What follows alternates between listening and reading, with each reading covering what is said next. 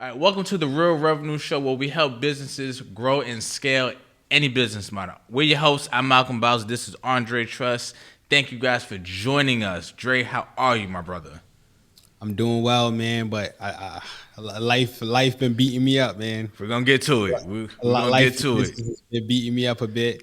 It's cool though. It's a part of it. Kind of like what we talk about in this show, just in general, is the ability to go through the rough times and go through those things and make your way out of it on the other side. So, a couple rough patches, but as usual, pivots, move on, learn, experience, and then get to it. So, I'm feeling a lot better, bro. No, you know what? This actually like why I enjoy this podcast so much because it's a business podcast and like we're both actively running our businesses and sometimes things come up. Like sometimes your schedule is too hectic to record.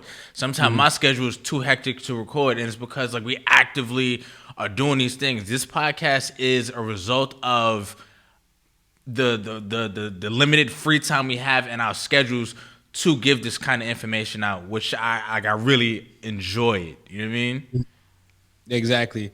I definitely look forward to it. I tell people all the time, now that people have been reaching out and talking, at the end of the day, we're still running businesses. Like this is not our full-time gig. This is just more so a birth child of us just wanting to put people onto the information that we had so that they don't have to make those same mistakes Right. or have to learn in blood the same way that we have to learn in blood. No facts.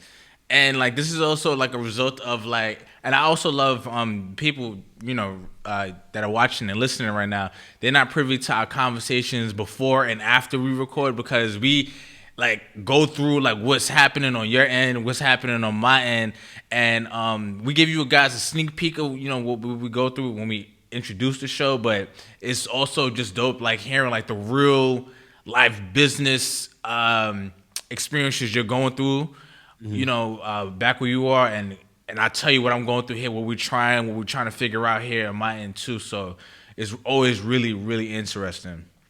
I got you.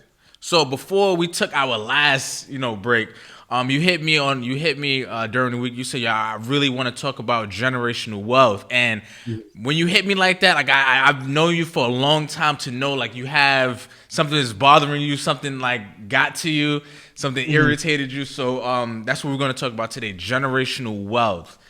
So, what are your thoughts on generational wealth? So, you know how I am. I question everything.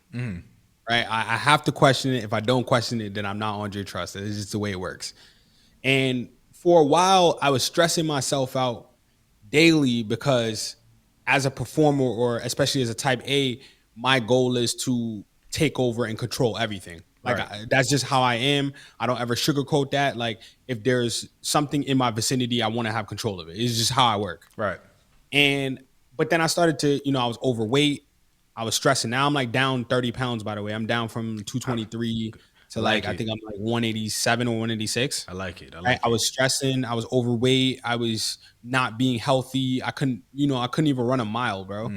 And that's something that I used to could wake up and go run 3-4 miles as a joke. So I got to a point. I'm like, okay, why am I stressing myself out so much? And I just kept on. The thing that kept on popping up for me was generational wealth. Generational wealth. Everybody in my family, everybody in the future family, everybody has to eat. And I started to really dissect that concept, Right. right? Because we say generational wealth, but like, what's the number for generational wealth, right? Like, Facts. what Yeah. what does that even look like? So I wanted to have a conversation and see if we could come up. And I have some of my own thoughts. I haven't ran this by Malcolm, so he'll be a Right. test subject for today's episode. Yeah. And I just want to talk about some thought processes and put a real number on it, like just a ballpark number, right? My old number of generational wealth was 100 million, Wow. right? That was just I was like, yo, Andre Trust hits $100 million, I've won. Anything past that is like, okay, let's just throw some more cherries on. Let's go get some icing. Right. Like everything past 100 million is that. Okay. So that was my number is drastically different now. Okay. But I want to kind of come up with some things. So I'll ask you my first question, right? Okay. So like let's exclude money for a second. Okay. If you had to get and if you had to get a head start, right? Based on your life experiences and what you've been through, what would have been a head start for you that would have made you feel like, you know what, I'm ahead of the curve? Well, currently speaking, right now, I'll be completely honest with you. It would have probably been enough to cover my college expenses. Now, I Okay, so have siblings. I have four siblings. We've all been to college. We've all graduated, okay, and I think uh, that's the only thing like really looming right now is so that's if like first thing that comes to mind. If I'd have got my college paid for, I'd have felt ahead. okay. So college expenses paid for. Right. So how much was your education in total? My education in total, I would say it was $50,000. Okay, so 50,000. I went to a private school for the first year, and then I went to a public It was college. 50,000 a year or 50,000 total. Total. Okay, so 50,000 for the education. Let's just round up to 100,000. Okay. Right? Let's say 100,000 for the education.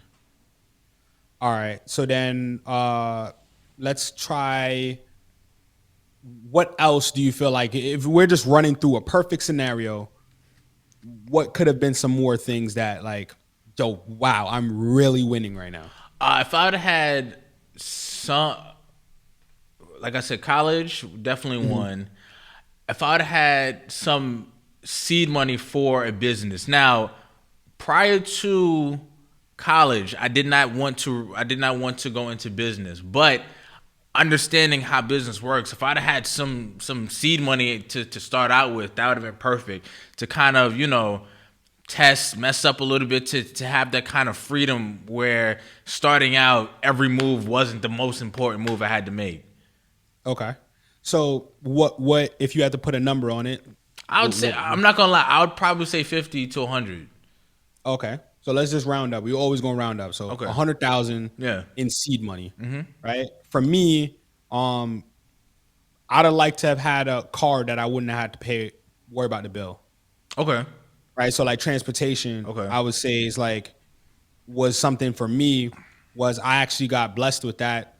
You get me, as like a present for getting into the school and doing what I had to do. My pops was like surprised me with the down payment for my car, and then took care of the car payment for like the first 6 months, something like that. Got it. Right. But like imagine just not having to pay for the car at all. So like let's say for instance, if that car would have been my first car was a 2014 Kia Optima. I remember that. And you feel me, the red joint. Not Yeah, I not my remember. mom's Toyota 93 Corolla. Now I I remember love the that road thing. one. I remember the road one.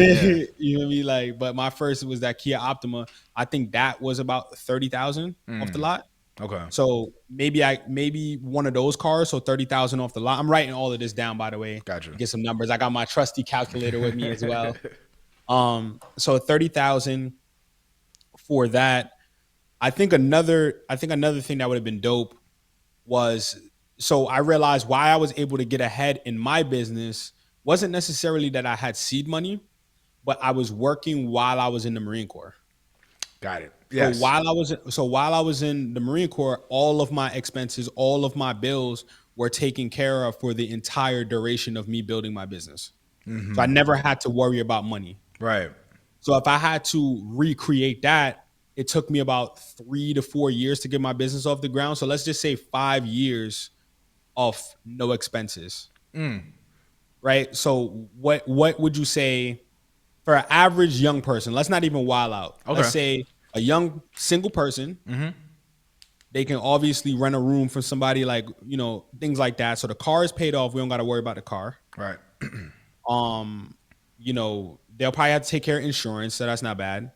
But then they need a place to stay. So average rent, let's say for a studio, 1,800. Yeah, especially if you Right. in New York or if you're in a big city.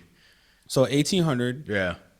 Plus, let's just say an extra 2,000 in all things miscellaneous. So all other bills, food. Yeah. Do Going you think out. that's fair or Yeah. that's too little? No, 2,000 extra. Yeah, I think that's perfect. On 'Cause some top people. of the 1,800. Yeah, I think that's actually pretty good.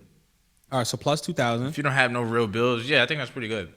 So that's 3,800 times 12. So that's 45,600 a year, and then we're saying for 5 years. So times five, that's 228. 1, 2, 3. Right, and then I would also say, possibly for me, my biggest thing was knowledge. I realized that like it's all a game. So I would have wanted an 800 plus credit score. I Yeah. think I think that's like so 800 plus credit score is nothing to get when you know what you're doing. Yeah. It's nothing to have an 800 credit score, and that's free. So we don't have to have a price point for that. So that's free. Okay. Um, you know, let's say for instance, that's not on our end, but maybe they have a life insurance policy. Okay. But that's not really nothing crazy. Let's not include that one. That's more for the parent. But for us as the head start, I'm trying to think of what else would give like a real true head start. I mean, when you have no debt, Yeah, that's and the head I'm not start. gonna lie. A lot of people, and because you mentioned this, but you mentioned like living expenses. I stayed with my mom until I was 25, and my mom, she didn't charge me rent either. And I had a Okay. hoopty car, like I had a '99 Camry, so I didn't have to pay on that either. You get what I'm saying? So that was again just bills that I did not have, and I was able to kind of focus my attention elsewhere. I wasn't like thirsty for money. I was trying to make money, but I wasn't thirsty for money because I was trying to make rent or I was trying to. And I stayed at my job for as long as I could until it started getting in the way from the business. So.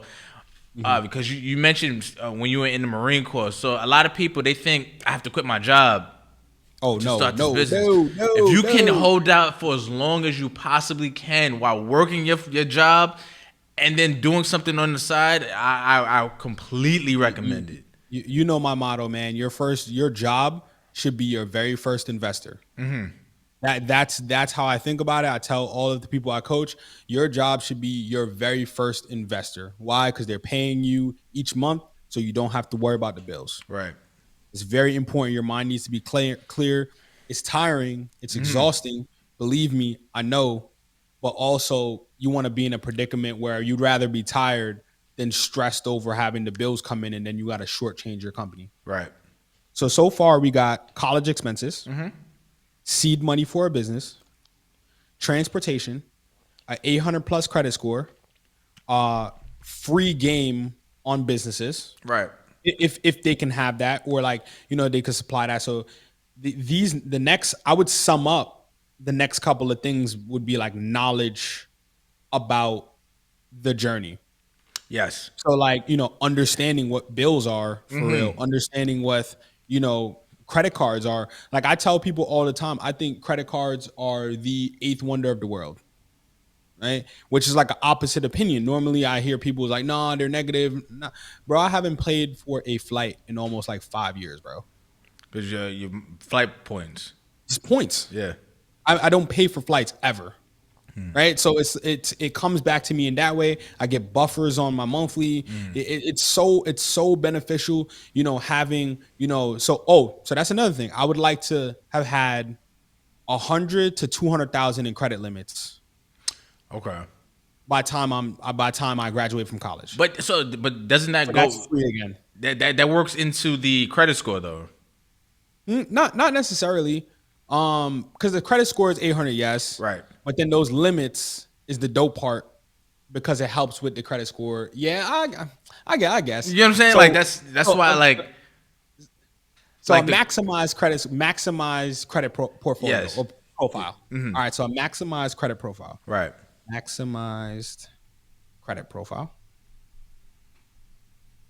and then I'm trying to think of like what would really be like. I guess I would want an established network, Yeah. Oh man.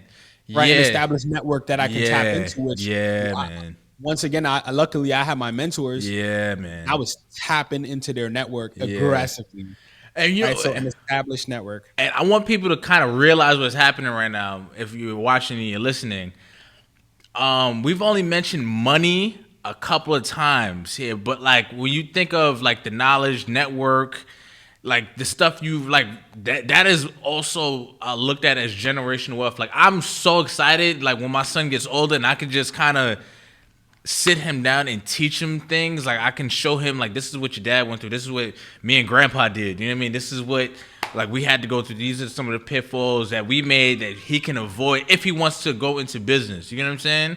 So and I'm growing a network as well. Like I can like point him in like your uncle Andre. You know what I'm saying? Yep, Or send him over to Uncle Dre. you get what I'm saying? Like I could send him to so many people. That is a huge part of just the idea of generational wealth to me.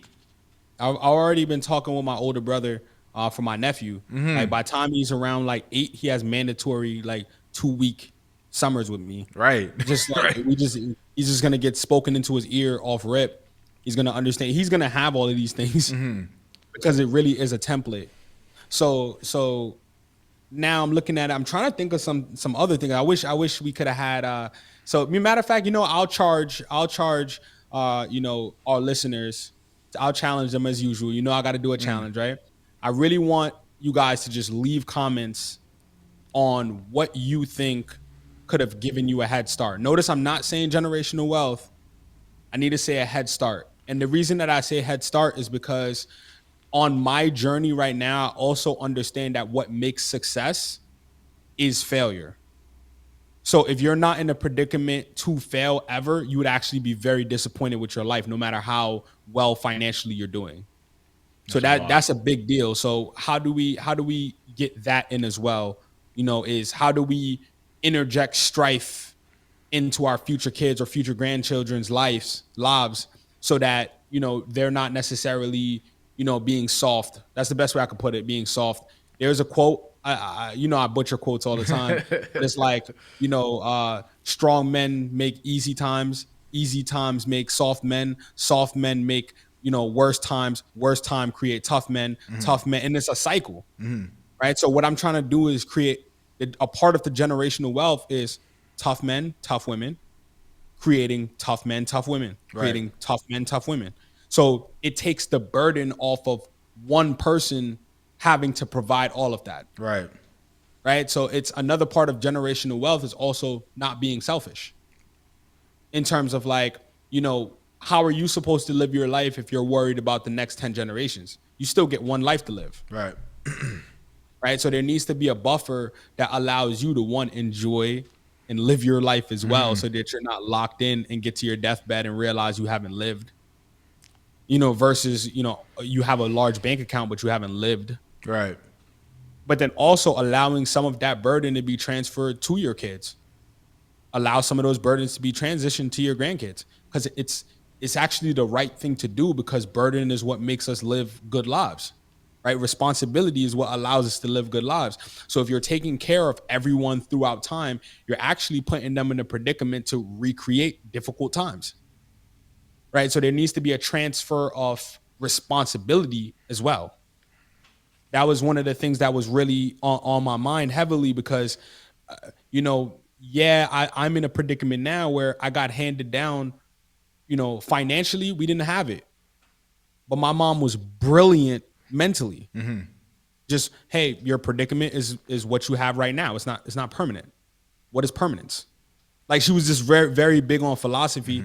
So we didn't have money in that sense, but my mom was extremely wealthy when it came to knowledge, patience, understanding, assessing situations, being calm and making a decision.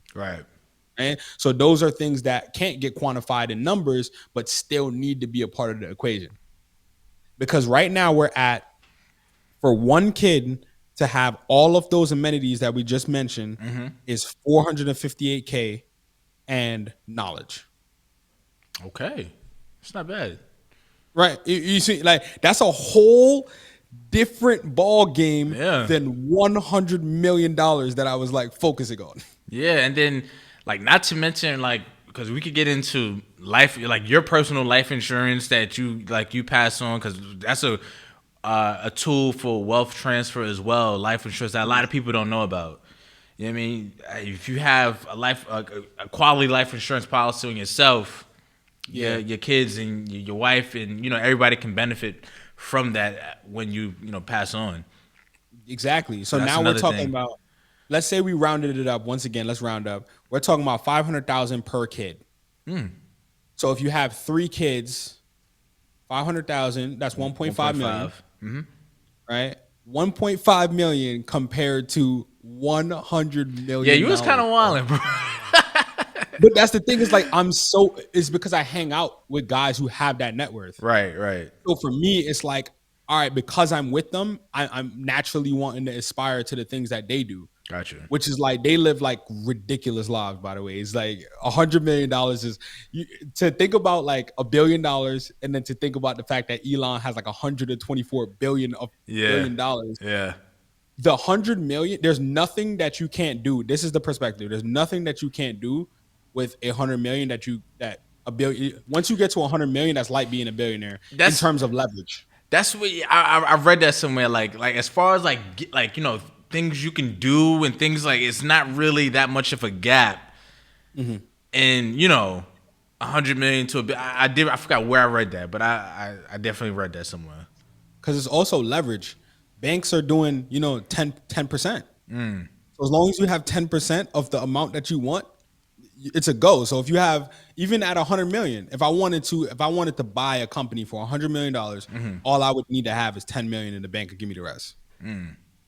Right. So even like you don't even need 100 million to Right. control 100 million, because either way it's a risk regardless. It's just a matter of where the money is coming from up front. Gotcha. But it's still a risk though, no matter whether it's coming from you or not.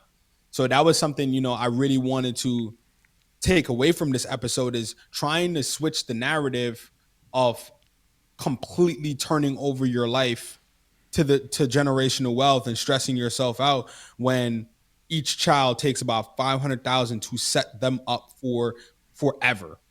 And Yeah. the reason that I say forever is because if you don't have any debt, your monthly expenses aren't really that bad. Like if you break them down, it's Seriously. really debt that really gets to people. And like I mentioned college at the beginning of this. Like say I didn't go to college, but I just put a lot of money into my education, like away from school per se, right? I wanted to get certified in Google Ads. I was just acquiring skills along the way that'll further help me with my business. Then there's not 50,000 going towards college, because college is about to be a little antiquated soon anyway.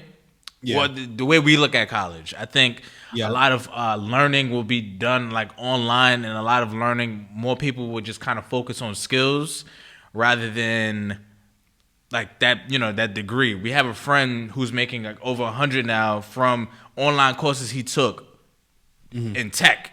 You know what I'm saying? And nothing. He did That had nothing to do with his college degree. nothing at all to do with his college degree. Like he got his college degree, I think, in cinema, and he's doing something completely different, and he's making over 100,000 now. So that's where I think college is going. And like, let's say we talk about people watching right now, and they're thinking about like before they have kids or they just have kids now. The idea of what you pass down, the idea of wealth, what you pass down, isn't always considered money. It's considered resources as well, and that's one of the things I want to get people to think about as they're watching or listening to this episode. And I'll say this, right? This is what changed my perspective on all of this. So at one point, I was getting ready to study for the GMAT. I was gonna go get my master's. I wanted to go get an MBA. Some of the doors that were opening for me, I was like, you know what? It's just nicer to have it. I was gonna try to go to like a Harvard, Wharton, or one of these schools, and I was studying for my GMAT. And what got me is math, whiz at it. So I burning through the math problems. I was scoring like 90, like highest percentiles just in math. English, not so much, bro. I was struggling. I was struggling very hard, bro. It just wasn't set up for me. But this is what got me. Then I'm like, yo, you know what? Not to be a jerk, but I do have a little bit of money. Let me just pay for a private tutor. Bro, he turned me into, I can write better than 98% of people right now. Like for $5,000, he turned me into a fluid writer. Like grammatically correct. Yeah. I know how to structure sentences. I know how to do X, Y, and Z. I'm like, okay. So I went to college for 4 years. Didn't learn anything. I mean, obviously we're young and things Right. like that. Learned a little bit about English, but I didn't really learn anything that I was supposed to learn. And I'm now in a predicament to just pay a guy to then just teach me. So what is the point of college then? So 50,000 versus paying somebody to privately just here's the answers. Right. It almost doesn't even seem like it equates. So that was I had to leave on that story. That was just something I was thinking about. But I do charge people to really conceptualize what they think generational wealth is, because you have to. It's like a baton, right? It's like track. You got to pass the baton. You can't run The every entire lap race. for everyone, Right. because then how does that allow them to run their race? Right. Right. So that was something that I took a while on and was bothering me. That's why I hit you. I was like, yo, we got to talk about this. Yeah. I was stressing about it. I was losing my mind about it. I'm like, yo, I can't sleep. 100 million needs to be on the board. Like, how am I getting there? I'm doing like calculators until I'm like 65, and I'm like, yo, by the time I'm 65, I should be at like 100 to 200 million. But then like once I get there, I might as well keep going. I was like, yo, losing it. So I thought that was funny, and I talked it out with my partner a little bit. He was like, "You was going for 100 million? Wow." Yeah. I was like, "Yeah, I do be wilding out though." Nah, this is a dope episode. I like this. So, like, if you're watching right now, if you're listening, comment what you what would have given you a head start in your race. All right. And what you think could give a head start in your kid's race, or somebody else's race that you care about and that you want to pass the baton to. All right. So with that being said, this has been the Real Revenue Show. I'm Malcolm. This is Andre. Don't forget to like, share, and subscribe. Peace. Peace.